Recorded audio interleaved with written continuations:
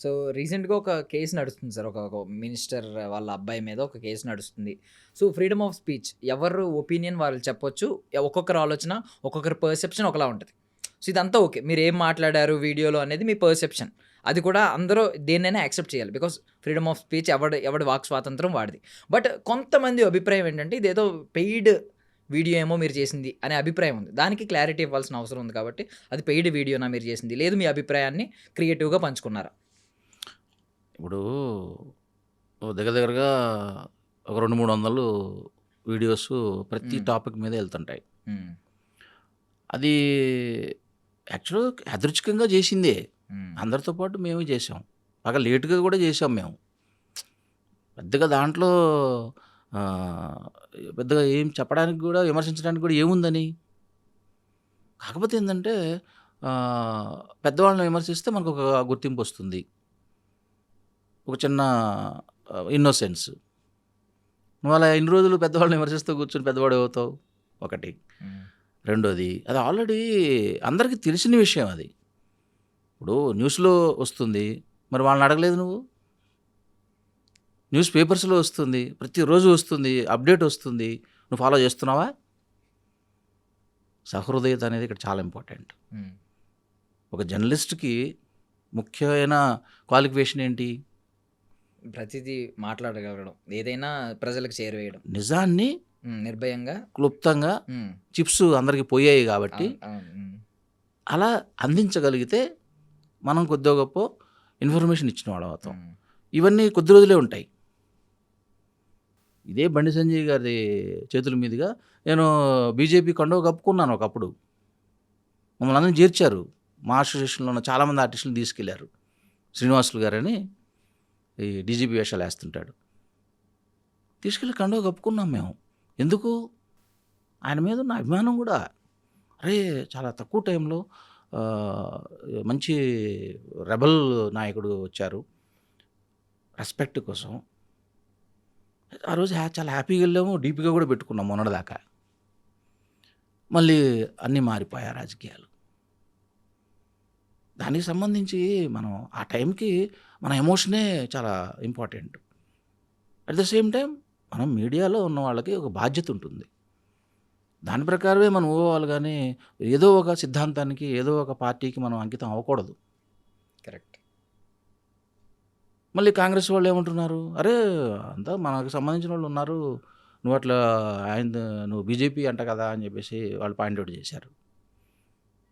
అరే! అదేంట్రా డీపీలో గూడా అంత వేరియేషన్ వస్తుందా? ఆ రోజుకి ఫీలయ్యాను నేను. పెట్టుకున్నాను. సరే మీరు గూడా ఇవ్వండి నాకు ఫోటో. నేను గూడా అది గూడా పెడతానని చెప్పి మళ్ళీ బట్టి విక్రమార్క గారితో ఒక ఫోటో హ్మ్. పెట్టుకున్నాను. హ్మ్. మళ్ళీ మా మిసెస్ బీఆర్ఎస్ కార్యకర్త. ఆవిడ మణికొండలోనే ఒక వన్ ఆఫ్ ది లీడర్‌లాగా తిరుగుతా ఉంటది. హ్మ్. మరి వాళ్ళందరూ గూడా వనజ గారు రావాలి, వనజ గారు రావాలంటూ ఉంటారు. మరి మా పార్టీలన్నీ మా ఇంట్లోనే ఉన్నాయి. మరి బీఆర్ఎస్ మీద కూడా ఒక చిన్న చేశాము. అప్పుడు కూడా కొంచెం ఇబ్బంది పడ్డాం. అది నిజమా కాదా అనేది తెలిస్తే చాలు గదా! హ్మ్. సరే ఈ మధ్యలో వచ్చే నిందలు, అపనిందలు, అవాస్తవాలు లేకపోతే వ్యక్తిగత దూషణలు ఇవన్నీ మాకు వద్దు అని అనుకునే గదా! మనం దూరంగా మీడియా ఎళ్తున్నాం. కొంచెం ఇది వెళ్తుంది. ఎందుకెళ్తుంది అంటే ఇప్పుడు సెంట్రల్ పవర్ ఉంది. మనం యాక్చువల్‌గా మనం అక్కడ ఏం చెప్పామంటే అందరితో పాటే చెప్పాం మనం. హ్మ్. వీడియోస్ చూస్తే అర్థమవుతుంది. ఎందుకు వీళ్ళు ఇంత దీన్ని ఎలాబరేట్ చేసి చేస్తున్నారనేది కూడా నాకు అర్థం కాల ఫస్ట్ హ్మ్. Of all. పైగా మన క్యారెక్టర్‌ని మర్చిపోయి భాషను కూడా మార్చుకుంటే అది నీ ప్రాబ్లమ్ అది. నీ భావజాలం అది. నీ ఫ్రస్ట్రేషన్ కింద వస్తుంది తప్ప, ఇవాళ ఇదొచ్చింది. రేపు ఇంకొక ఇన్సిడెంట్స్ ఏదో వస్తుంది. ఇది పాతదయిపోతుంది. ఇన్నిటి మీద నువ్వు అలా ఆహ్, వాడు చేసిన దాని మీద నువ్వు చేస్తా పైకొద్దాం అనుకుంటావు. అంటే మన మీడియాలో వాళ్ళలోనే హ్మ్. కొంచెం ప్రాబ్లమ్స్ ఉన్నాయేమో అనిపిస్తుంది. సైకలాజికల్ ప్రాబ్లమ్స్ అని నేను అనుకుంటున్నా. ఒకవేళ ఏదన్నా మాట్లాడిన దాంట్లో ఏమన్నా తప్పులు ఉన్నాయంటే మా పెద్దవాడు కూడా అదే అంటున్నాడు. సారీ చెప్తున్నాను అందరికని చెప్పేసి చెప్తున్నాడు వాడు కూడా. నేను చిన్నవాడిని, నాకు తెలియకపోవచ్చు. మా డ్యాడీ కూడా రొటీన్గా ప్రమోషనల్ వీడియోస్ లాగా అనుకున్నాం తప్ప పెయిడ్ అనేది కాదు. ఎందుకంటే ఇవాళ రాజకీయ నాయకులు ఎవరికి డబ్బులు ఇస్తారో తెలుసు. డబ్బులు తీసుకునేంత స్థాయిలో మనం లేం కదా. ఒకవేళ ఇచ్చినా కూడా మా పర్సెప్షన్ వేరే ఉంది, మా క్రియేటివిటీ వేరే ఉంది, మా టార్గెట్ వేరే ఉంది, మా నాలెడ్జ్ కూడా వేరే ఉంది, మా సబ్జెక్ట్ థరోనెస్ కూడా వేరే ఉంది. దీని మీదనే ఎందుకు పర్టికులర్గా పట్టుకుంటున్నారు? మరి అన్ని వీడియోస్ వచ్చినప్పుడు మరి వచ్చిన ప్రశంసల కంటే కూడా కరెక్ట్. ఇక్కడ ఈ ఒక్క వీడియోలోనే ఎందుకు మీరు అంటే పైకి వచ్చేటప్పుడు మన ఇండియన్ సైకాలజీ అది. వాడిని పెట్టి లాగడం తప్ప ఎంకరేజ్మెంట్ అనేది ఉండాలి తప్ప అది కొంచెం పీతల కథ. పీతల కథ కొంచెం బాధగానే ఉంటుంది.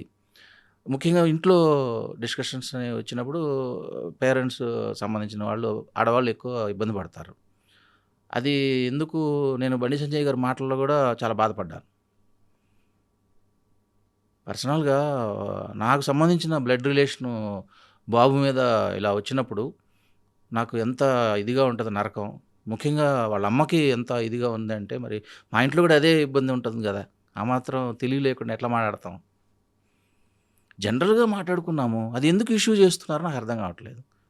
అంటే సోషల్ మీడియా కాబట్టి ఇక మనకి వేరే టాపిక్ వచ్చేదాకా, వేరే ఇష్యూ వచ్చేదాకా మాట్లాడుకుంటుంటాం అంతే తప్ప, ఒకవేళ ఏమన్నా దాంట్లో తప్పులు ఉంటే దిద్దుకోవడానికి సంబంధించి మాకు సూచనలు ఇస్తే అంతే తప్ప అందరు అమ్ముడు పోయారు అనేది ఒక జనరల్ టాక్. ఇప్పుడు మరి అమ్ముడు పోయేవాళ్ళం అయితే మొట్టమొదటి నుంచి అమ్ముడు పోయేవాళ్ళంగా, అమ్ముడు పోతే ఇంకొక వీడియో ఎలా వస్తుంది? క్రియేటివిటీ లేకుండా ఎలా వస్తుంది? కరెక్ట్. ఒకవేళ చాలా క్లారిటీ ఇచ్చారండి దీని గురించి. నేను చాలా క్లియర్గా చెప్పాను అదే. ఈ విషయం అయితే. అండ్ ఇంకొక టాపిక్ ఏంటంటే ఇప్పుడు క్రియేటర్స్ గురించి. ఇప్పుడు ఒకప్పుడు మనం ఈ హీరోలు అందరూ మన టాప్ హీరోలు ఉన్నారు, నలుగురు పిల్లర్లు అనేవారు. చిరంజీవి గారు, బాలకృష్ణ గారు, నాగార్జున గారు, వెంకటేష్ గారు, వీళ్ళు నలుగురు కూడా కొన్ని ఈవెంట్స్లో కనిపించేవారు, కలిసి కనిపించేవారు. సంతోషం అవార్డ్స్ అనో, లేదా సంథింగ్ కొన్ని అవార్డ్స్ అనో, లేదంటే అవార్డ్ ఫంక్షన్స్, ఈవెన్ క్రికెట్ ఆడడం, సెలబ్రిటీ క్రికెట్ లీగ్, ఇలా కనిపిస్తూ ఉండేవారు. బట్ ఇప్పుడున్న దానిలో ఏంటంటే ఇప్పుడున్న జనరేషన్లో ఎక్కువ ఫ్యాన్ వార్స్ ఎక్కువ జరుగుతున్నాయి. వాళ్ళు కూర్చుని బాగానే ఉన్నారు, కానీ క్రియేటర్స్ వరల్డ్ ఎలా ఉంటుంది అనేది నేను తెలుసుకోవాలనుకుంటున్నాను. క్రియేటర్స్ కాంపిటీషన్ ఎలా ఉంటుంది? అందరూ కూడా బయట క్రియేటర్స్ సమ్మిట్స్ ఉంటూ ఉంటాయి, అందరూ కలుస్తారు, అందరూ కొలాబరేషన్లు చేసుకుంటూ ఉంటారు, పైకి అంతా బాగానే ఉంటుంది. బట్ కాంపిటీషన్ ఎక్కడైనా ఏ ఫీల్డ్లో అయినా ఉంటుంది. ఆ క్రియేటర్ కాంపిటీషన్ ఎలా ఉంటుంది? వాళ్ళు తిట్టుకుంటారా? దానికి చిన్న ఉదాహరణ చెప్తా. నాకు ఇష్టమైన నటుడు, ఆయనంత అవ్వాలని కోరుకున్న రాజేంద్ర ప్రసాద్ గారు ఆయన ఒకనొక టైంలో సినిమాలు లేనప్పుడు ఏ క్యారెక్టర్ పడితే ఆ క్యారెక్టర్ చేశాడు. అది ఒక సినిమా జగపతి బాబు హీరోగా, ఆయనకి ఫ్రెండ్గా మన రాజేంద్ర ప్రసాద్ ఒక సినిమా చేశాడు, ఈవి సత్యనారాయణ గారి డైరెక్షన్లో. ఓకే. చేసినప్పుడు పాపం చాలా బాధేసింది నాకు. అరే ఇట్లాంటి క్యారెక్టర్లు కూడా అంత పెద్ద హీరో, అంత పెద్ద కమెడియను కేవలం లైవ్లీహుడ్ కోసం చేస్తున్నాడు. అమ్మో, మనది కూడా అదే పరిస్థితి వస్తుంది కదా అనేది ఉండేది. ఆయన క్లిక్ అయిన తర్వాత నిన్నగాక మొన్న వచ్చాడు జూనియర్ ఎన్టీఆర్, అతనికేమో కోట్లు ఇస్తున్నారు. నేను ఇన్ని సినిమాలు చేశాను, నాకు ఇప్పటికి కూడా నాకు 10,000 కూడా ఇవ్వట్లేదు రోజుకి అని చెప్పి ఆయన చాలా ఇంటర్వ్యూలో చెప్పాడు. అప్పుడు హర్ట్ అయ్యా నేను. అరే ఇంత ఉంటుందా? నిజంగా నిజమైన క్రియేటర్స్కి డబ్బులు ఇవ్వరా? మెయింటైన్ చేసిన వాళ్ళకే ఉంటుంది, హెరిడిటీ ఉన్న వాళ్ళకే ఉంటుంది. ఆ కాంపిటీషన్ని ఇవాళ చిరంజీవి గారు కూడా ఒక సినిమాలో 70 కోట్లు పోయినాయి అని చెప్పారు. ఒకటి కాదు, 2 సినిమాలో పోయినాయి అని చెప్పారు. మరి ఆయన బాధ ఎవరికి చెప్పుకోవాలి? మరి ఎవరు స్ట్రగ్లింగ్ వాళ్ళకున్నా కూడా ఇక్కడ మనుగడ సాగించాలి అంటే అది మనకు సంబంధించి ఉంటుంది. ఎవరికో చెప్తే అది తీరేది కాదు. అటువంటి ఇన్సెక్యూర్డ్ ఫీల్డ్ ఇది. న్యాయం చేయాలని అందరికీ ఉంటుంది, అందరం మనుషులమే, అందరం కరెక్ట్గానే బతకాలనుకుంటారు. కానీ సాధ్యపడేది ఎట్లాగా, ప్రాక్టికల్గా ఎట్లాగా? అదే టాలెంట్ ఇక్కడ. ఎందుకు 5 కుటుంబాల మీద పడి ఏడవడం అనేది ఎందుకు జరుగుతుంది అంటే వాడేదో అంటారు కదా, ఆడలేక మధ్యలో దొరువు అని. అంతే తప్ప నిజంగా నీ దగ్గర విషయం ఉంటే, నిజంగా నువ్వు స్ట్రగుల్ చేస్తే, నిజంగా ఫైట్ చేస్తే, నువ్వు ఒకడే మంచోడివే, మిగతా వాళ్ళందరూ చెడ్డోళ్ళా? ఎందుకు అనుకుంటున్నావు అట్లా నువ్వు? అసలు ముందు నువ్వు చెక్ చేసుకో. సెల్ఫ్ చెకింగ్ అనేది చాలా ఇంపార్టెంట్. అది ఉండట్లేదు, డిసిప్లిన్ ఉండట్లేదు, ఒక కన్స్ట్రక్టివ్ డెవలప్మెంట్ ఉండట్లేదు, ఓపిక ఉండదు, ఎడిక్షన్స్, బలహీనతలు, మెయిన్ సైకలాజికల్ ప్రాబ్లమ్స్. అనవసరంగా ఒకళ్ళని మనం శత్రువుని చేసుకోవడం. రాజకీయాలు అన్ని చోట్ల ఉంటాయి, శత్రువులు అన్ని చోట్ల ఉంటారు, కాంపిటేటర్స్ అన్ని చోట్ల ఉంటారు. బట్ వాట్ యు ఆర్, అసలు నువ్వేమనుకుంటున్నావు, నువ్వు నీ టాలెంట్ ఏంటి, నువ్వేం చేయదలుచుకున్నావు, అసలు ఏం చేస్తున్నావు పొద్దున్న లేచి, నీ టాలెంట్ని ఎలా బెటర్మెంట్ చేసుకుంటున్నావు, వీటి మీద కాన్సన్ట్రేషన్ ఉంటే ఇవన్నీ ఉండవు కదా. నువ్వు ఫస్ట్ ప్రేమగా ఉండు. ప్రేమిస్తే పోయేదే ఉంది, ఏదో సినిమాలు అంటారు కదా, ఆటోమేటిక్ ప్రేమిస్తారు.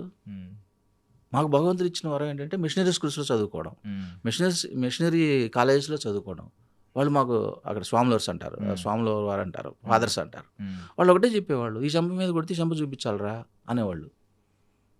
అక్కడ ఉన్నంతకాలం చేసాం అది. ఈ ఫీల్డ్లోకి వచ్చిన తర్వాత వాడు చేయెత్తే ముందే మన చేయెత్తకపోతే మనం ముందుకు వెళ్ళలేము అనే యాటిట్యూడ్ ఇక్కడ మొదలైంది. కానీ మన ఒరిజినల్ నేచర్ మర్చిపోకూడదు. కరెక్ట్. మనంగానే ఉండాలి. మన ప్రేమలు, మన బాధ్యతలు, మన పొద్దున్న లేచి అటెన్షన్ ఈ మన దగ్గర ఉన్నంతకాలం అవతల వాళ్ళకి మనం ఇన్స్పిరేషన్ అవుతాం. సూపర్. ఇది మురళీకృష్ణ గారి మాటల కంటే కూడా మిడిల్ క్లాస్ ఫాదర్ మాటలలాగా ఉన్నాయి. ప్రతి సన్ను నేర్చుకోవాల్సిన మాటలు ఈ మొత్తం ఈ ఎంటైర్ వీడియోలో సార్ మీరు చాలా విషయాలు జెన్జీకి చెప్పారు. అసలు జెన్జీకి నిజంగా మీరు మిడిల్ క్లాస్ ఫాదర్ జెన్జీ అంతటికి. ఇప్పుడు మా పిల్లలు ఏమంటారంటే, డాడీ మన పర్సనల్ విషయాలన్నీ బయటకు వెళ్ళిపోతున్నాయి, ఇది కరెక్ట్ కాదు డాడీ, వద్దు డాడీ ప్లీజ్ ఇంటర్వ్యూలు వద్దు డాడీ అంటుంటారు వాళ్ళు.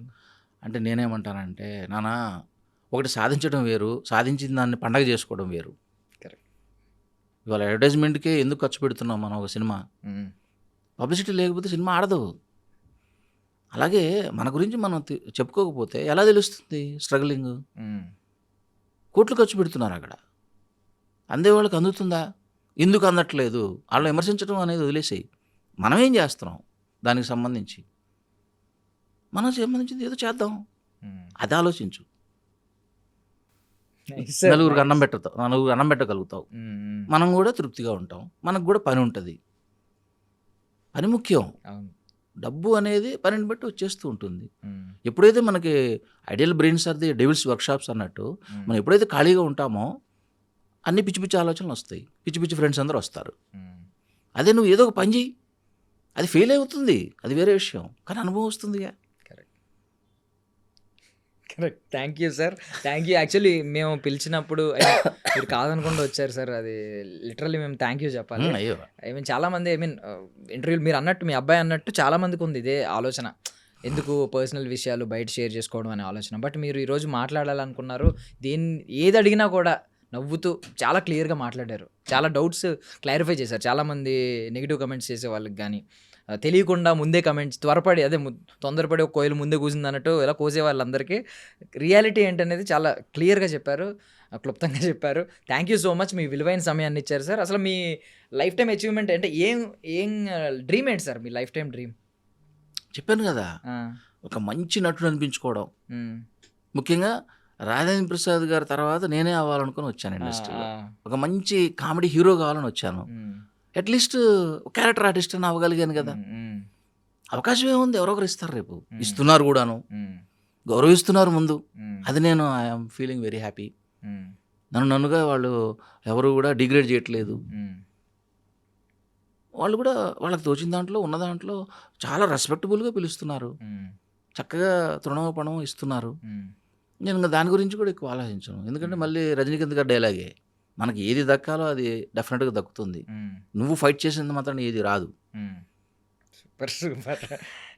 So I wish you all success sir. నిజంగా మీరు జెన్జీకి చాలా విషయాలు చెప్పారు కాబట్టి జెన్జీ అందరి తరపున నేను కూడా చెప్తున్నాను, మీరు సక్సెస్ అవ్వాలి, మీ సక్సెస్ని మేము కూడా సెలబ్రేట్ చేసుకుంటాం, గొప్పగా సక్సెస్ అవ్వండి sir. Thank you so much. మళ్ళీ మరొకసారి మాకు ఇంటర్వ్యూ అవ్వాలి. I wish all success sir. అదే ఐ డ్రీమ్ గురించి మనకి చాలా ఇన్ఫర్మేషన్ ఉంది.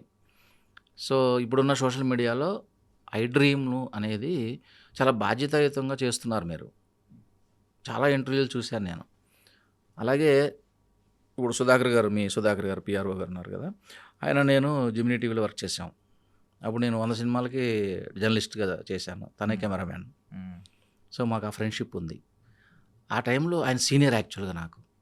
ఆయన ఒకటే అనేవారు, చూస్తే ఇంత స్మార్ట్గా ఉన్నావు, యాక్టర్ అవ్వాలని వచ్చావు, ఇదేమిటయా ఈ ఫీల్డ్ ఏమిటి, రిపోర్టర్ ఏమిటి, ఇవన్నీ ఎట్లా చేస్తావు నువ్వు, ఎవరు అంత ఇదే కాదు అని ప్రతిరోజు ఇబ్బంది పెట్టేవాడు. అరే సీనియర్ అయినా అది కాదన్నయ్య, చెప్పన్నయ్య ఎట్లా చేయాలి, అన్నీ ఎట్లా పోవాలి, ఎట్లా మాట్లాడాలి చెప్పంటే, ఆయన ఎవరు చెప్తారు, నువ్వే నేర్చుకోవాలి, నువ్వే స్ట్రగుల్ చేయాలి అనేవాడు. సో ఎప్పుడు కూడా ఏది కూడా ఏంటంటే ఆ విమర్శల్లో నుంచే నీలో ఒక కసి వస్తుంది, ఆ నెగిటివిటీలో నుంచే నీకు లర్నింగ్స్ ప్రాసెస్ స్టార్ట్ అవుతుంది. అదే చెప్పాను కదా, 10 సార్లు ఫెయిల్ అయిన లెక్చరర్ అవుతాడు. మేము ఎన్ని స్ట్రగుల్స్ చేస్తే అంత మనకి గ్రిప్ దొరుకుతుంది. సద్వినియోగం చేసుకోవాలి ఏదైనా కూడా. మనం నెగిటివిటీ వచ్చింది కదా అని చెప్పేసి మనం పారిపోతే ఇంతకంటే ఇంకొకటి వస్తుంది, అసలు ఇంతకంటే కష్టం ఇంకోటి రాదు అనే స్థితికి నువ్వు చేరావనుకో, మహా అయితే ఏమవుతుంది. అర్జీవి గారు చెప్తుంటారు, it's a journey man, you travel it అంటాడు ఆయన. Don't think you do it అంటాడు ఆయన. Thank you sir, thank you so much sir, మీ విలువైన సమయాన్ని మాకు ఇచ్చినందుకు సార్. ఓకే దర్శన్ భయ్య, చాలా బాగా ఇంటర్వ్యూ చేశారు. సార్ యూత్లో ఇంత స్పోర్టివ్గా, ఇంత నాలెడ్జబుల్గా, ఇన్ఫర్మేటివ్గా చేస్తున్నారు అంటే దీనిలో మీరు చాలా మెట్లు దాటినట్టే. Thank you sir. That is my blessings to you. And for more videos, Hi guys, this is Riddhi Kumar here. Please subscribe to iDream channel. Subscribe to iDream Media. Please subscribe to iDream. Please subscribe to iDream. Please subscribe iDream. And please subscribe to iDream. For more videos, subscribe to iDream. please like, share and subscribe to the channel. Congratulations, iDream. Subscribe to iDream. Subscribe to iDream. So subscribe to iDream Media. iDream ki iDream team andarki huge congratulations. Please subscribe iDream Media. Please subscribe to iDream. Subscribe iDream. Please subscribe to iDream. iDream అంటే నా కళల channel subscribe చేసుకున్న నోరు తిరుగుతలేదు, మీరైతే గంట గుర్తు కొట్టండి. For more such videos, please subscribe to iDream. Subscribe to iDream. Please subscribe to iDream. Please subscribe iDream Media. Please do subscribe to iDream. Please subscribe to iDream Media. For best entertainment and information, please subscribe iDream. And don't forget to subscribe to iDream.